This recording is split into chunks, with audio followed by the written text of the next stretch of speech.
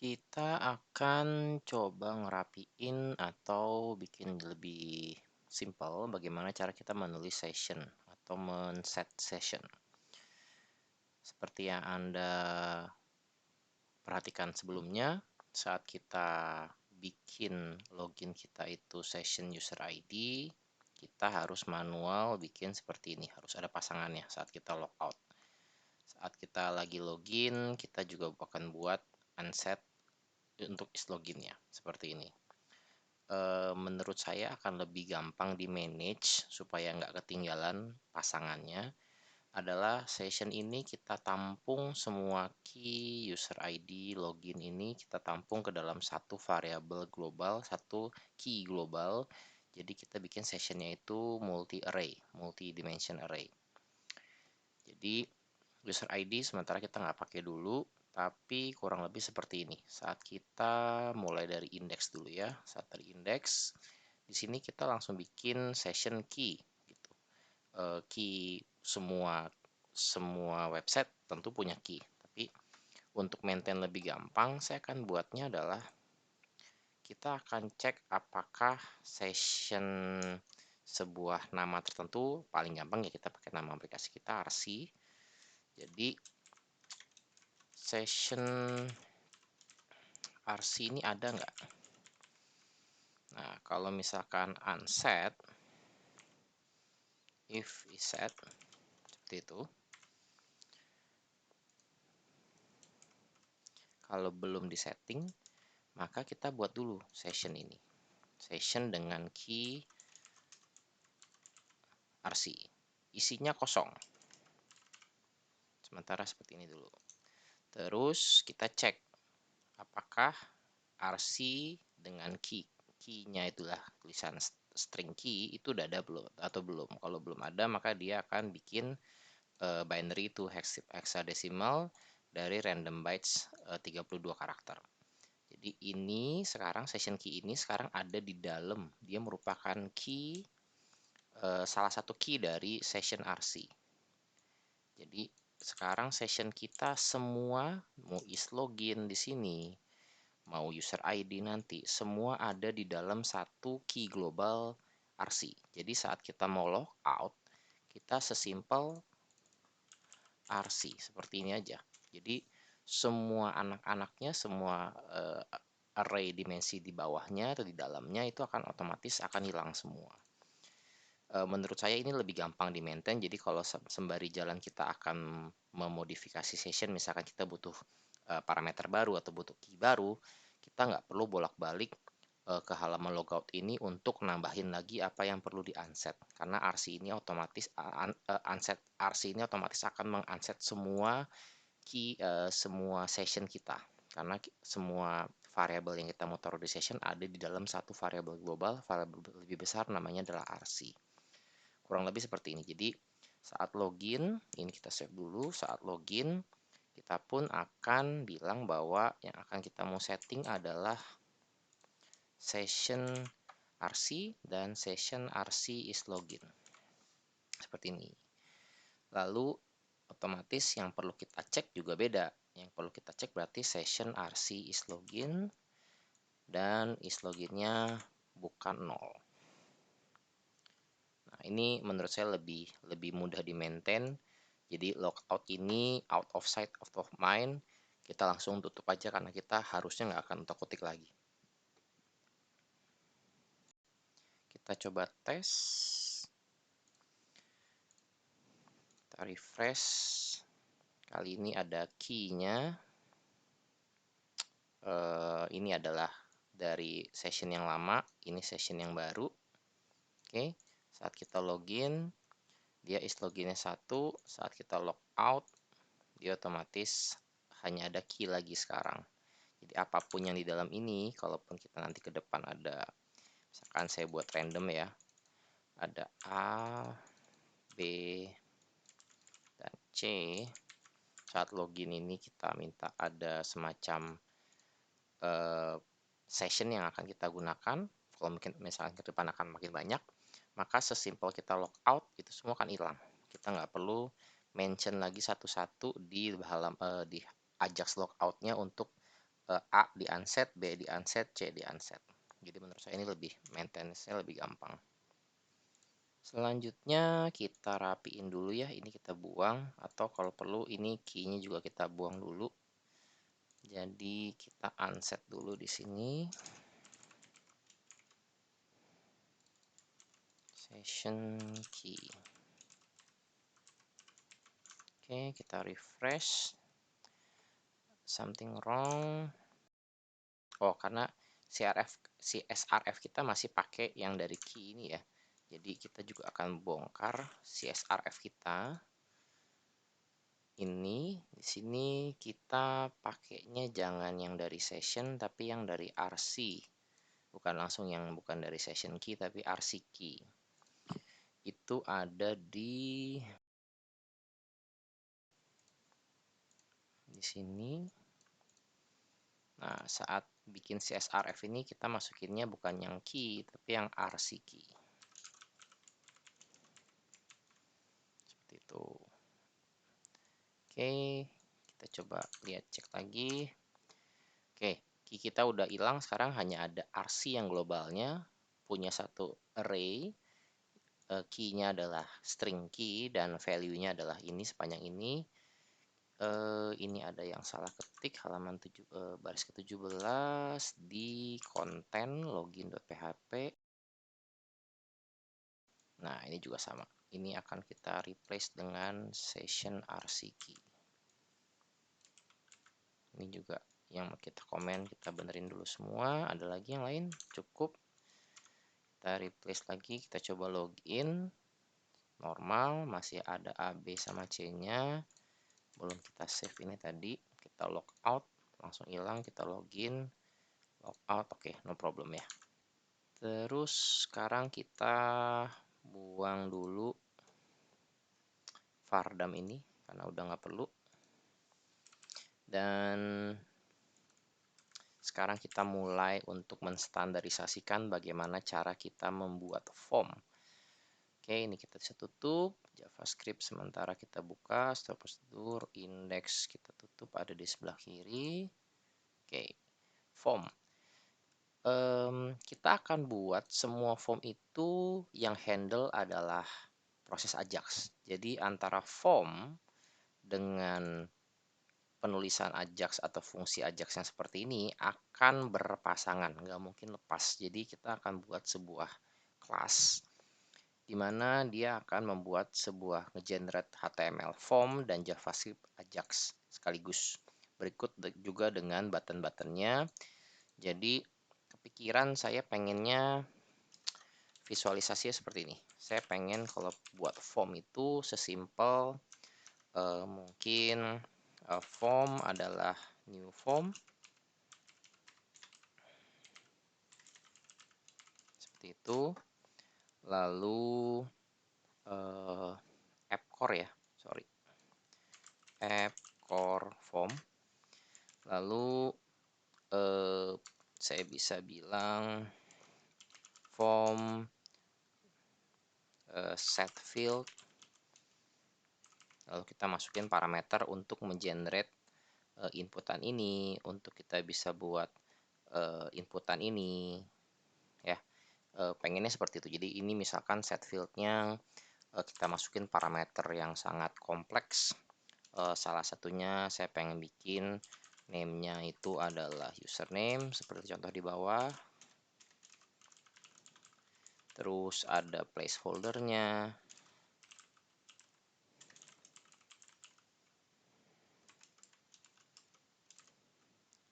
Username dan seterusnya. Width-nya segala macam. Jadi saya pengen bikin, kalau pengen bikin form itu sesimpel ini. Jadi kalau nanti saya misalkan endingnya adalah form render atau show atau render ya, biasa umumnya render, maka proses fungsi render ini akan mengenerate HTML kurang lebih seperti ini, sepanjang ini gitu. Jadi ininya otomatis, saya nggak usah tulis berkali-kali. Ininya juga bikin jadi sebuah yang standar.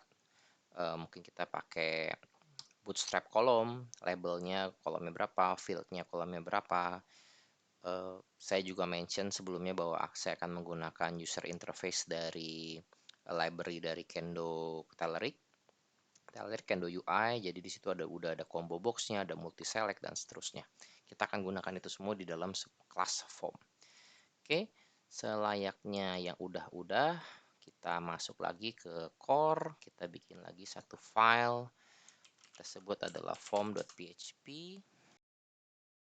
Oke, class form, ada konstruknya, ini kita buang dulu.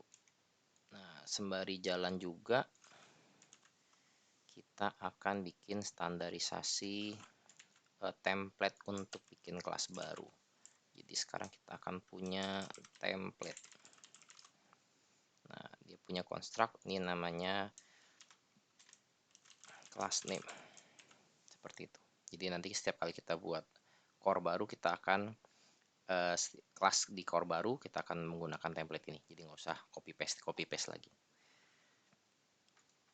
Kebayang di kepala saya adalah kita punya fungsi public, kita punya HTML dan kita punya JavaScript sebenarnya. Kita mulai dari situ dulu. Kita mulai dari protected HTML. Ini adalah sebuah string panjang. Jadi string ini tipenya. JavaScript juga merupakan sebuah string.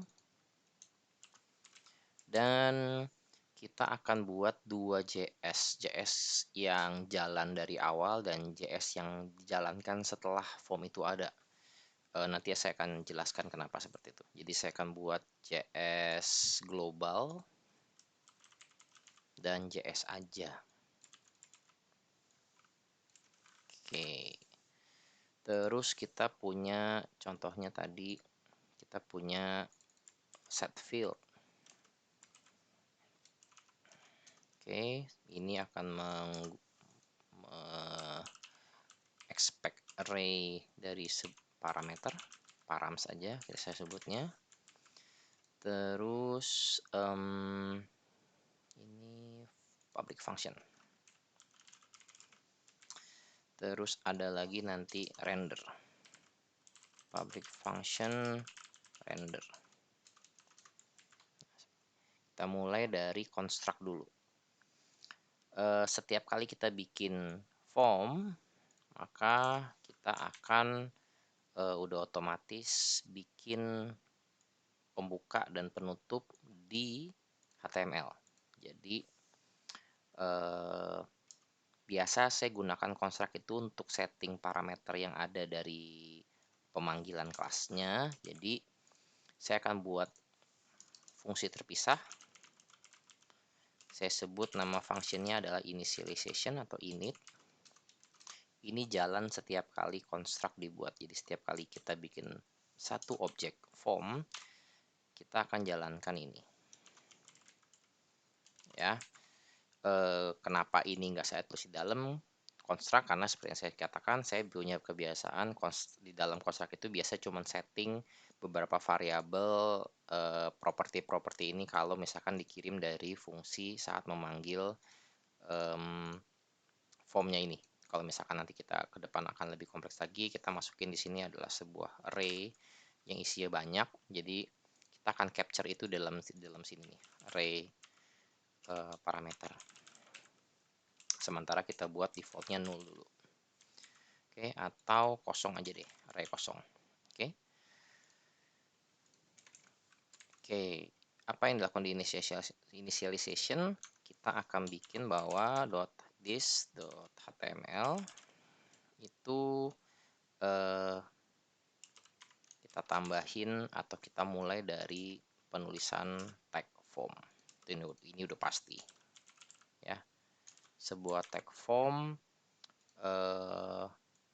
kurang lebih seperti ini tulisannya. Kutipnya kita ganti dengan kutip 1. Dan form penutupnya itu harusnya ada di render di sini.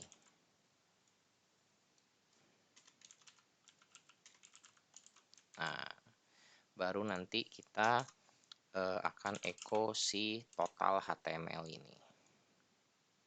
Ini masih sangat kasar banget, tapi kita bangun step by step.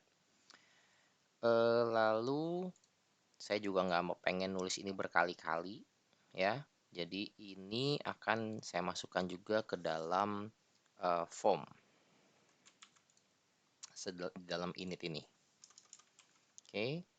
Nah, kalau Anda perhatikan di sini kita punya permasalahan adalah ini harusnya concatenate ya. Jadi jangan lupa pakai dot. Permasalahan yang timbul pertama adalah variabel form ID, token, dan kalau session kita bisa langsung ambil ya, tapi form ID dan token ini mesti dapat dari CSRF ini ya. Jadi nggak ada salahnya CSRF ini pun di-generate di dalam form.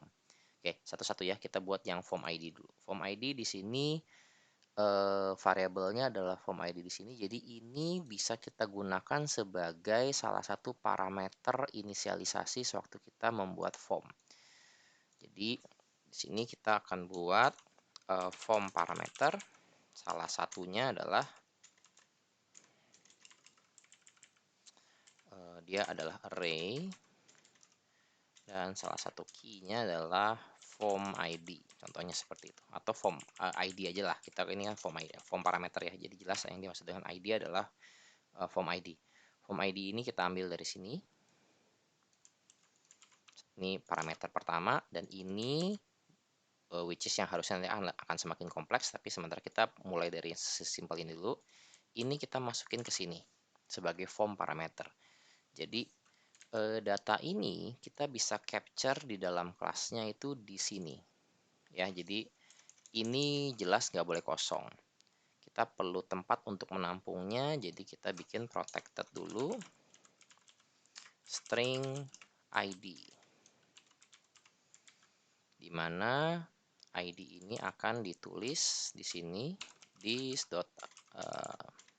property ID adalah parameters dengan nama yang sama, yaitu ID. Sehingga form ID ini akan bisa diakses di sini.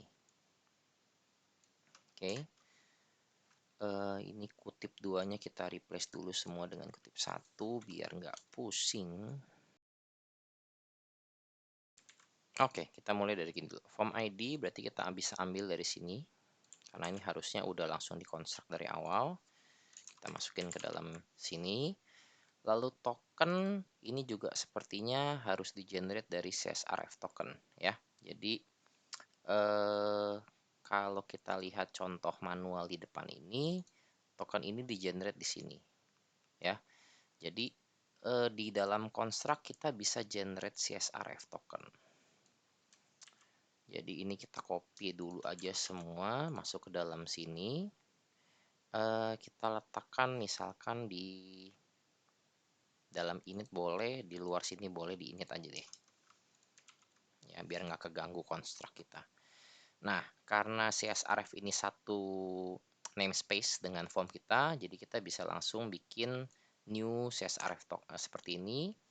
Lalu session ini kita coba dulu ya, akses seperti ini dia bisa atau enggak. Saya agak lupa apakah dalam kelas itu bisa memanggil session, tapi kita coba seperti ini dulu.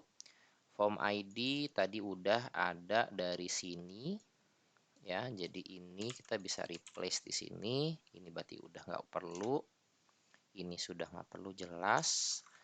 Sekarang kita jadi punya token, dan token ini kita bisa langsung tempel di sini. Kalau asumsi kita langsung bisa panggil session, berarti ini pun langsung bisa diakses bisa ditempel di sini. Oke, ini kita coba tutup dulu.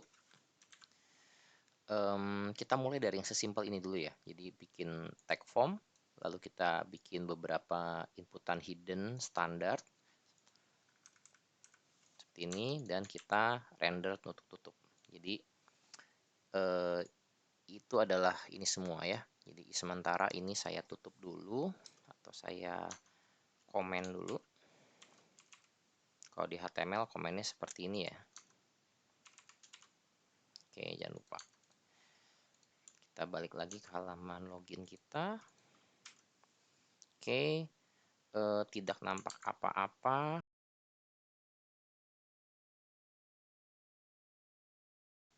Oh, karena form kita semua hidden. Kita belum ada form beneran. Kita belum ada form yang ada inputan yang kelihatan. Jadi form kita hidden.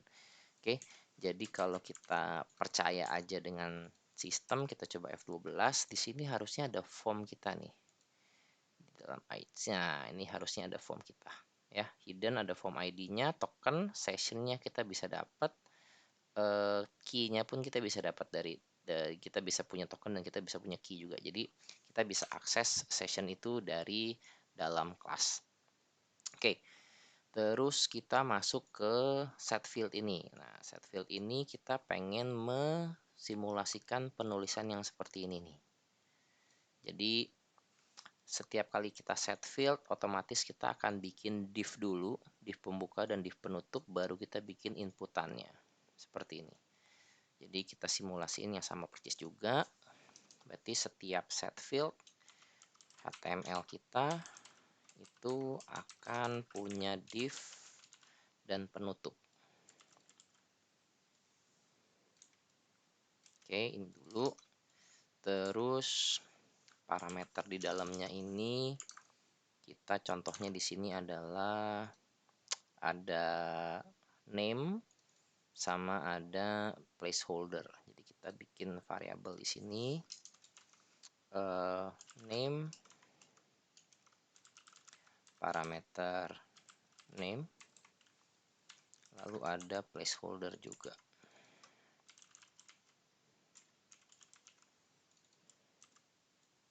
Placeholdernya huruf kecil aja ya biar seragam. Oke, terus kita bikin simulasi seakan-akan dia nulis seperti ini. This HTML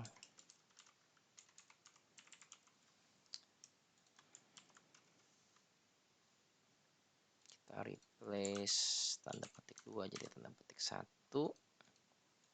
Terus kita masukin name-nya di sini. Kita masukin placeholder-nya di sini.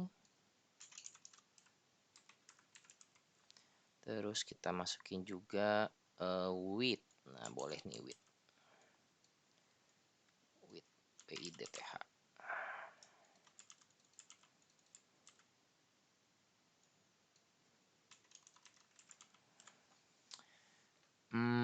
Berarti di depan kita perlu tentuin parameter width kita. Atau width 100% itu kita bikin jadi default value aja. Jadi kalau nggak disetting, maka dia otomatis akan 100%. Jadi caranya adalah parameter width ini ada nggak tanda tanya 2 kali. Kalau ada berarti dia pakai variabel itu. Kalau nggak ada, kita tumpuk dengan atau kita bypass dengan nilai 100%. Jadi kita nggak usah nulis width 100% kalau misalkan memang full 100%. Jadi kita cukup nulis ininya aja. Terus di sini juga ada margin top ada 2, terus ada input juga nih sama persis. Cuman sekarang ada tipenya password. Nah, ini tipe juga kita bisa gunakan nih. Jadi kurang lebih saya pengennya punya field kedua adalah name-nya password. Terus placeholder-nya adalah password juga, tapi kapital. Terus tipenya. Nah, di sini saya perlu definisiin tipenya, bukan teks tapi password, bukan email juga ya. Jadi type-nya adalah password. Dengan begitu, di sini saya juga punya yang namanya type. Kalau tidak didefinisikan, maka type-nya adalah teks. Karena umumnya input. Kalau teks biasa ya teks.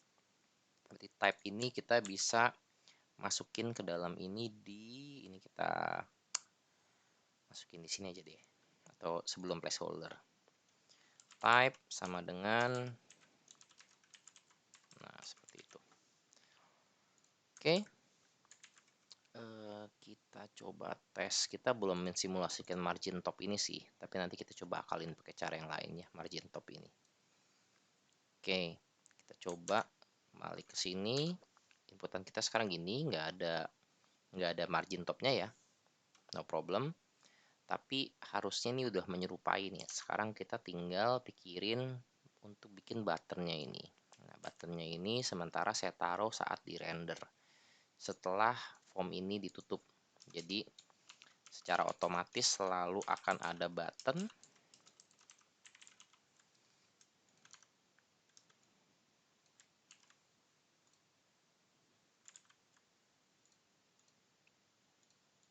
Oke, di sini contohnya adalah seperti ini. Lalu ada ininya nih, ada fungsinya. Sementara kita manual dulu di sini ya. Nanti kita pikirin bagaimana enaknya kita bisa membuat nama fungsi onClick ini dan tulisan ini menjadi data yang dinamis. Oke, kita coba replace. Nah, mirip banget ya, kecuali tinggal margin topnya. Dan kalau kita coba login di sini, dan kita bisa login tanpa menggunakan form yang manual. Kita pakai form yang dalam kelas. Oke, jadi ini cikal bakal kita punya satu kelas besar untuk bikin form. Untuk yang forgotten password ini sementara saya buat manual dulu, jadi ini tetap saya pelihara di luar sini untuk forgotten password, tapi ini fungsinya belum ada sama sekali. Jadi sekarang kita bisa ditch ini semua, dan penulisan form kita sekarang lebih simple, cuma perlu ID dan mungkin nanti beberapa parameter lain, contohnya seperti tadi fungsi onClick-nya maunya kemana, dan kita juga belum bikin si JS ini ada di dalam fungsi form yang tadi saya pengenkan ya, harusnya ada di sini nanti generate JS-nya.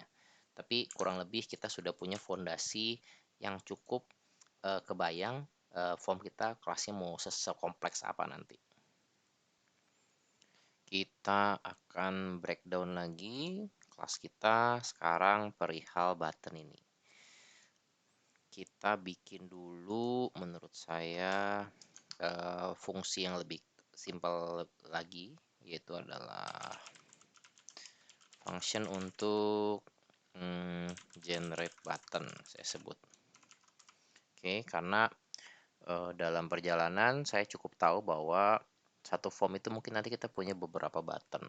Yang paling standar kita buat punya 2 button untuk nge-okein atau untuk nge-submit, dan satu lagi button untuk nge-cancel. Jadi kalau nanti formnya ada dalam sebuah window, hover, saat di cancel diklik maka windownya akan close gitu. Jadi misalkan ada form, ada button untuk tambah data dan datanya ternyata kompleks, itu begitu diklik button itu dia akan keluar satu form di dalam window, HTML window di Kendo Teller gitu ada Kendo window dalam form kompleks, tapi kalau misalkan lu batalin tinggal kita klik tombol cancel. Atau misalkan untuk form user, untuk pencarian atau untuk setting user, maka kita bisa punya ada tambahan button lain untuk reset password atau untuk send notification ke email dan seterusnya.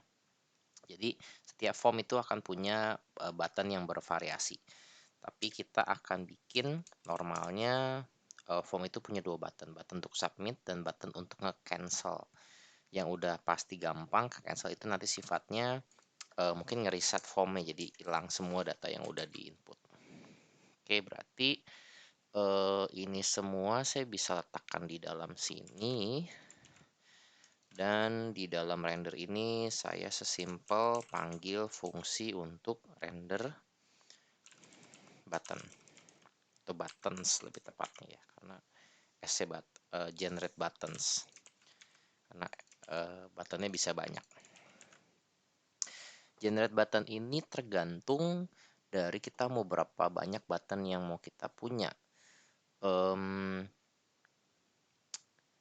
Kita bikinnya seperti ini, kita bisa masukkan spesifikasi atau parameter button di dalam render, atau kita bisa masukin di dalam construct juga bisa, atau di tengah-tengah pun juga bisa. Kita mulai dari yang di construct dulu ya, karena kita udah punya form parameter di sini. Saya punya misalkan buttons. Kita buat yang defaultnya dulu aja. Jadi kita punya variabel array untuk buttons. Normalnya buttons itu kita buat ini udah pasti ada, dan ininya yang tergantung kita mau ada berapa buttonnya. Jadi ini kita breakdown dulu HTML-nya supaya lebih fleksibel kita manipulasi.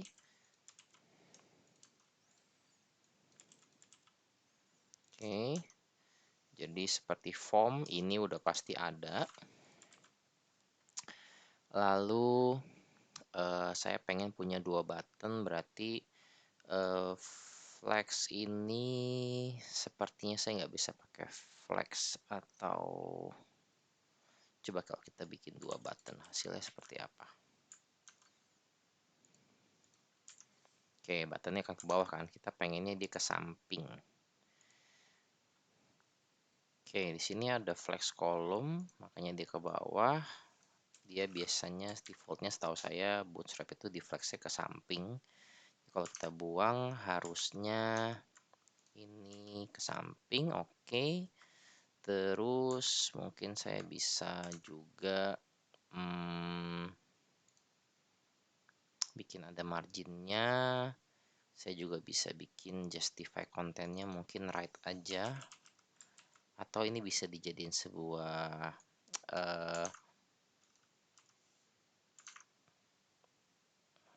bukan right ya, n harusnya sebuah parameter yang dynamic ya. Jadi kita akan buat itu mulai dari situ. Coba kita buat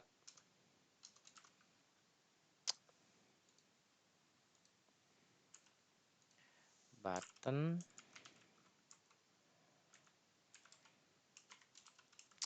dia array besar juga. Yang pertama adalah justify kontennya ya, atau kita masukin kelas aja, justify kontennya aja, justify konten.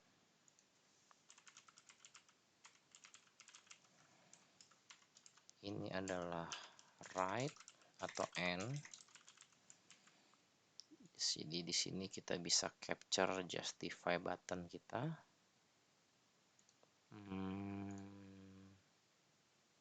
Di sini oke, buttons, ambil parameter buttons. Oke, lalu kita cek buttons kita di define ya. Kalau nggak di define berarti dia masukin parameter kosong. Lalu kita juga bisa cek di sini di bagian justify di sini. Justify content adalah this button justify content. Ada nggak datanya?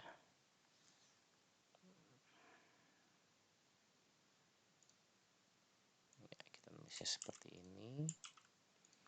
Kalau nggak ada, maka dia defaultnya adalah tadi center.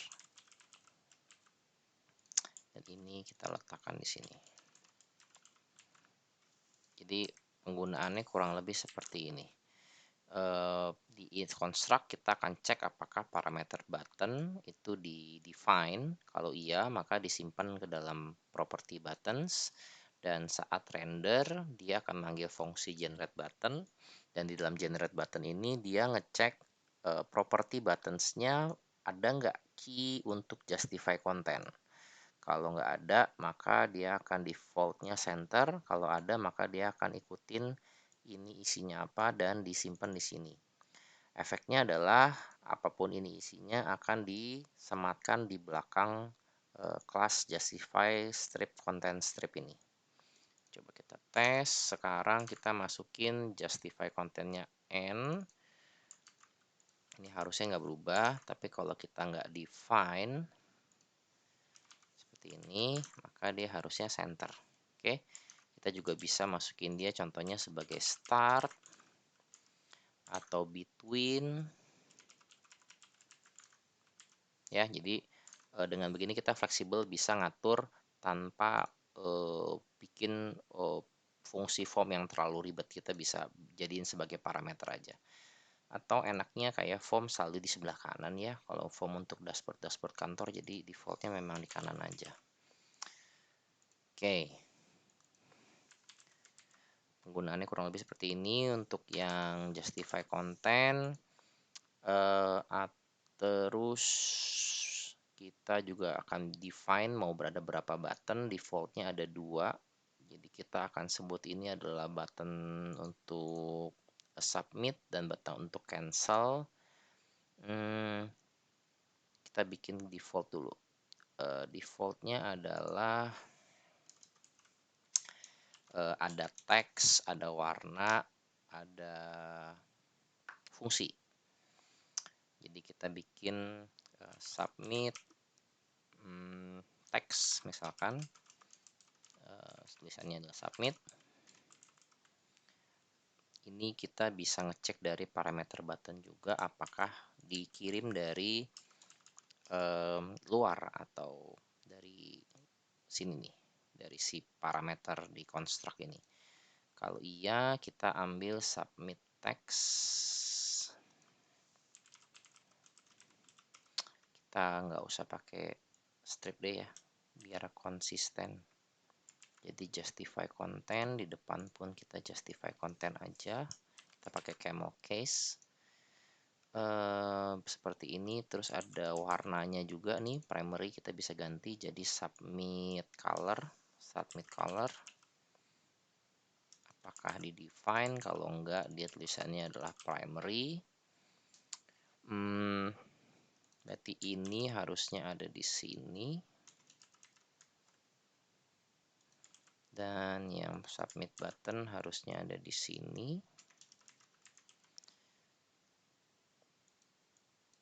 Terus sepertinya kalau submit lebih di kanan, yang cancel sebelah kiri ya. Jadi kita define yang sebelah kirinya ini adalah cancel button. Jadi ini kita samain dulu, ada cancel text sama cancel color.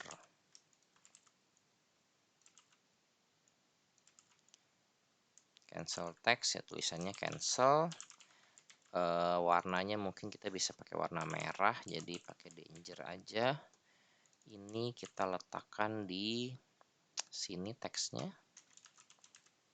dan colornya kita letakkan di sini. On clicknya yang udah pasti, form ini kita reset, jadi ini kita abaikan dulu deh ini. Kita abaikan dulu. Kita coba lihat dulu hasilnya seperti apa. Oke, ada cancel sama submit. Kalau saya pengen dia tulisan submitnya adalah login, maka di sini saya bilang submit text ya, di dalam variable button, di dalam key button saya bisa bilang submit textnya adalah login. Nah, seperti itu.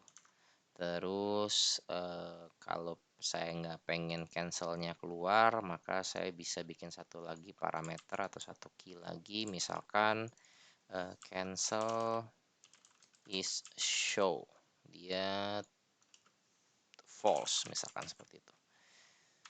Jadi di sini kita akan ada parameter lagi, baik untuk submit dan untuk cancel. Cancel is show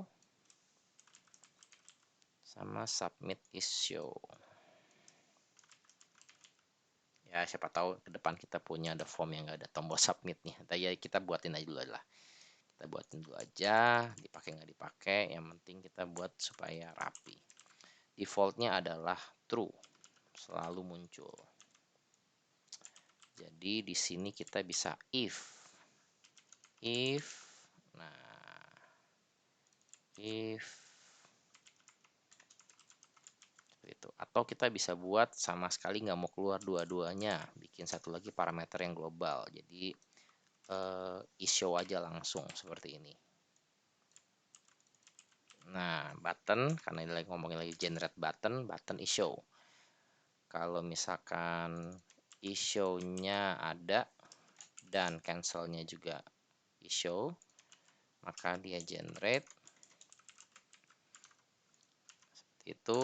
Is cancelnya false ya, tadi kita setnya ya, cancel issue-nya false. Jadi kalau ini kita nggak define, dia otomatis akan bikin 2 tombol.